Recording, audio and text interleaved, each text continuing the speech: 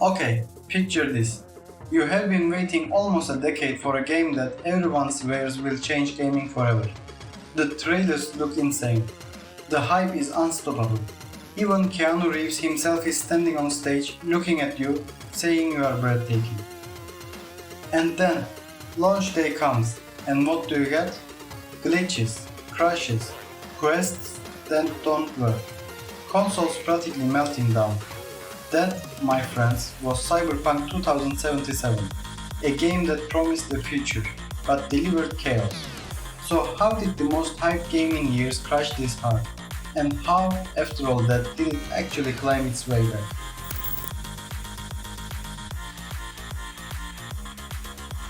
Let's rewind. Cyberpunk's hype wasn't an accident. It was crafted over years. It all started in 2012. CD Projekt Red drops a teaser, a woman with cybernetic arms, bullets frozen mid-air, neon lights glowing, the word cyberpunk involved, and then silence. For years, absolute silence. And here's the thing, silence is powerful. Fans filled the gap. On Reddit, people wrote 10,000 word theories about what Night City would be.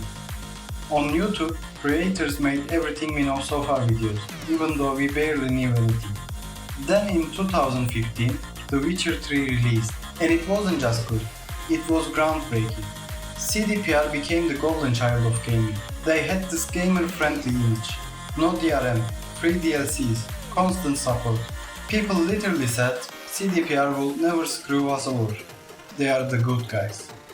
That reputation filled Cyberpunk's hype like a gasoline on a fire. Suddenly, this wasn't just a game. It was the chosen one. 2018, the silence breaks. At E3, they show a 48-minute gameplay demo. Crowds gasped. Reviewers wrote, "This is the future of RPGs."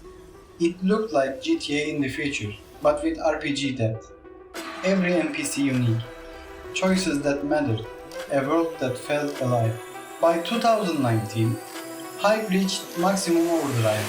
Keanu Reeves walked out on stage, glowing in neon lights. A fun yes. You're breathtaking. You're all breathtaking. And the internet lost its mind. News outlets covering it like it was more than a game reveal. It was a cultural moment. By now, Cyberpunk wasn't just a video game. It was a promise. And here's the problem with promises that big. If you don't deliver, you are not just disappointing players. You are breaking hearts. December 10, 2020, the day had finally come. Millions of players rushed into Night City, and almost instantly it all fell apart. On PC, it was buggy, but okayish if you had a monster rig. But on PS4 and Xbox One, absolute chaos. NPCs froze in T-poses like mannequins. Cars launch into the sky like rockets. Character faces didn't render, just eyeballs and teeth floating in the void.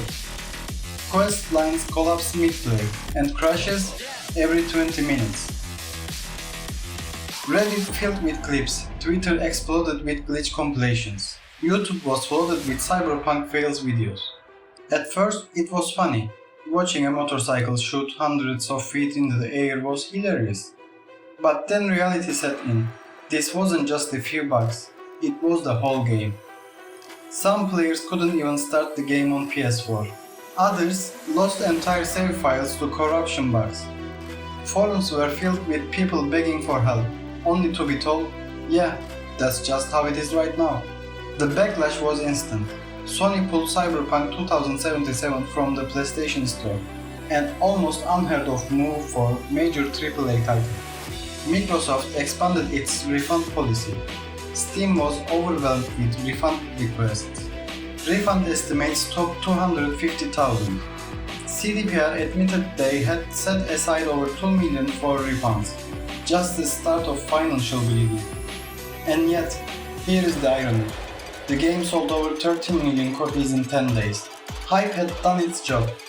But now, hype was turning into something else. Rage, disappointment, betrayal. So here is the paradox. Hype can sell millions instantly, but what happens when millions of people realize they have been burned?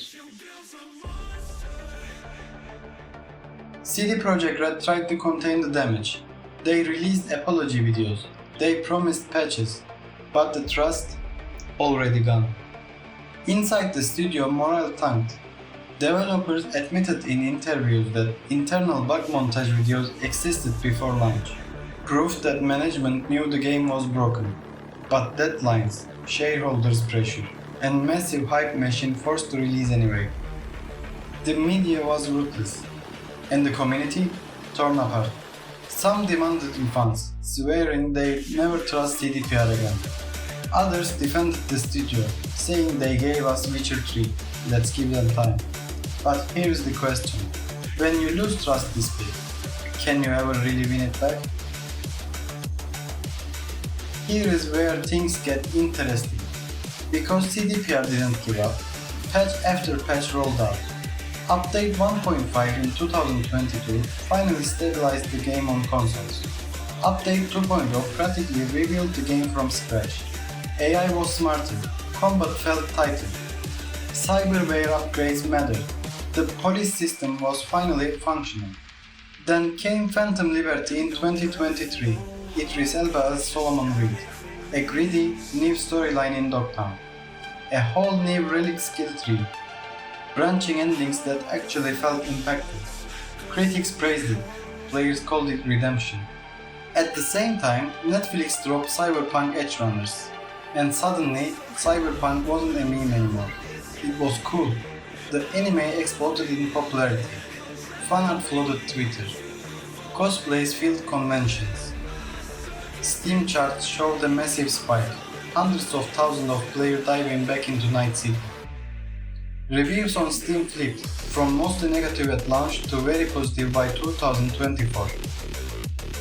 By late 2023, Cyberpunk had sold 25 million copies. By 2024, over 30 million. That's a comeback very few games ever achieved.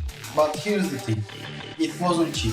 CDPR spent over 125 million on post-launch fixes and DLC, on top of the 440 million in original development and marketing. So we are left asking, was this a redemption arc, or was it just a survival? Cyberpunk isn't just a video game story. It's a story about hype, ambition, and trust. Hype can sell millions, but if reality doesn't match, hype doesn't just disappoint, it destroys. And yet, CDPR's developers have admitted the game is stronger now because of its failures. So maybe Cyberpunk had to fail first, to succeed later. Here is the question I will leave you with. Does one great expansion erase the launch date? Does years of patching erase the betrayal? Probably not. And maybe that's the real lesson. Don't sell the dream until you have built it. Because hype doesn't just create excitement. Sometimes it destroys it.